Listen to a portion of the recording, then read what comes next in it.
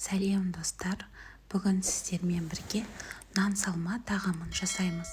Немесе кей өңірлерде бұны май қамыр деп те атайды. Бізде оңтүстікте нан салма дейді. Өте дәмді ас. Менімен бірге сіздер де жасап көріңіздер. Ең бірінші қамырын илейміз. Ол үшін суымызды құямыз, үстінен жұмыртқамызды қосып, және де татымына қарай тұзымызды қосамыз. Керегінше ұн қосып, қаттырақ етіп, қамырымызды илеп қоямыз.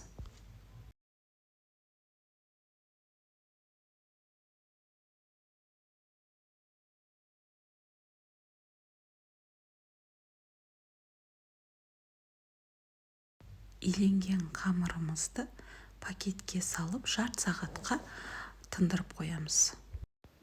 Енді подливасын дайындаймыз.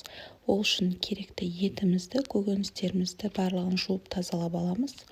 Барлығын бірдей етіп көбік қып турап шығамыз. Етімізді де видеода көрсетілгендей осындай көлемде бірдей етіп турап шығамыз.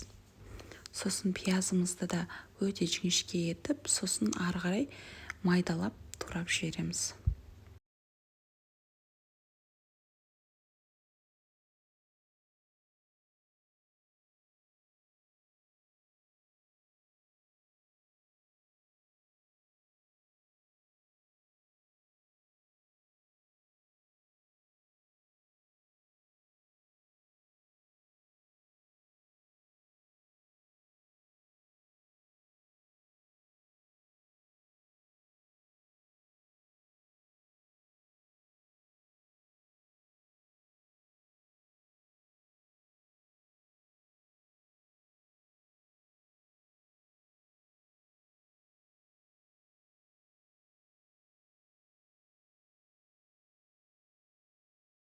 Енді қызып тұрған табамызға май құямыз.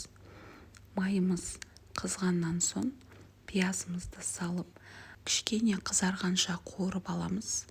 Содан соң етімізді де салып, оны да кішкене қызарғанша қуырып аламыз.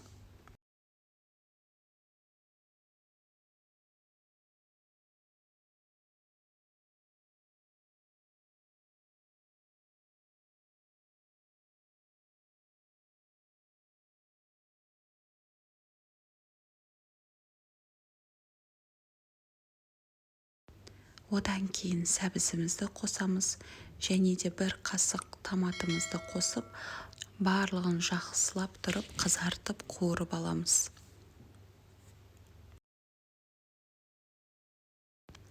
Қызарып қуырылып шыққаннан кейін картопымызды қосамыз, және де татымына қарай тұзымызды қосуды ұмытпайық. Содан кейін жақсылап бір араластырып алып, барлық осы ингредиенттерін бетінен жауып тұратындай етіп, суымызды құямыз.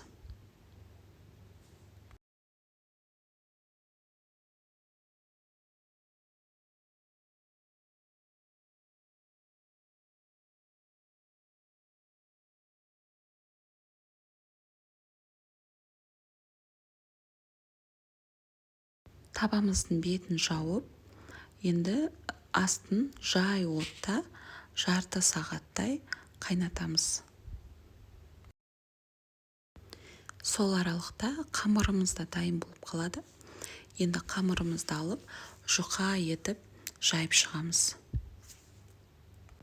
Менің қамырым өте үлкен көлемде болып шықты. Өйткені мен көп адамға жасадым. Кішірейтіп, азайтып жасай берулеріңізге болады. Бастысы қалыңдығын жұқа етіп жайып болғаннан соң, ұнды сеуіп, әбден ұрпақты етуіміз керек. Қамырды айналдырып, кескен кезде бір-біріне жабысып қалмау керек. Видеода көрсеткендей, соңында қамырдың барлығын оқтауға орап, арасын ұрпақты етіп, ұнын сеуіп, оқтаудың үстінен пышақпен бір кесіп өтіп, қамырымызды бөлеміз.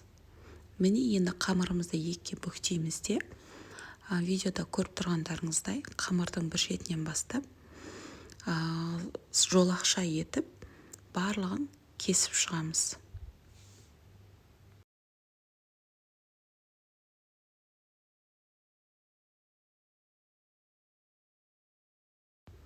Барлығын кесіп болғаннан соң видеодағыдай қолдарыңызбен барлығын ажыратып шығуларыңыз керек, бір-біріне жабысып қалмас үшін.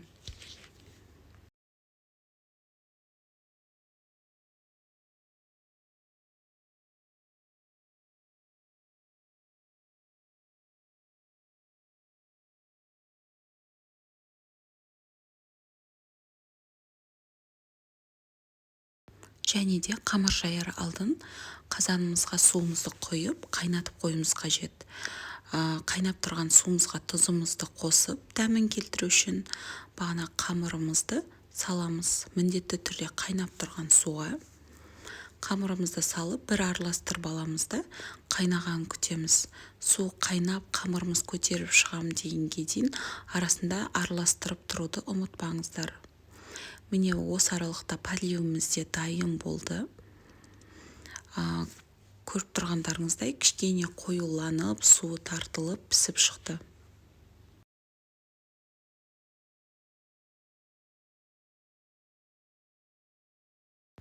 Міне қамырымыз осылай көтеріліп шықты. Бір араластырып аламыз да үстінен салқын су құямыз. Бір пиалайдай жетеді. Содан кейін оны араластырып аламыз да шәулімен бешбармақтағыдай етіп суын барлығы түсіп шыққанша видеода көрсетіп отқандай сілкіп отырып қамырымызды сүзіп аламыз.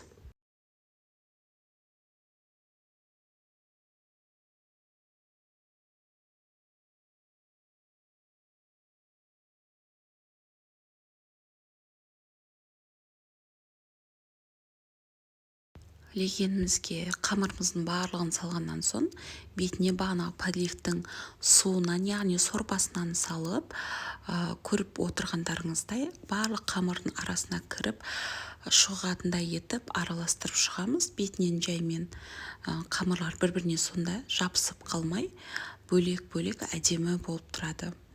Содан кейін бетіне подливіміздің барлығын орналастырып шығамыз. Барлығын бір келкі етіп бетіне қоямыз. Шетінен кішкене қамыры көрініп тұратындай етіп әдемілеп салып шығамыз. Қалауларыңыз бойынша бетіне көк пияз, укроп, пияз турасаңыздар болады, және де қайнаған жұмыртқа қоссаңыздар болады. Әркімнің өз қалауы бойынша. Міне біздің нан салмамыз дайын, өте дәмді. Сіздер де жасап көріңіздер.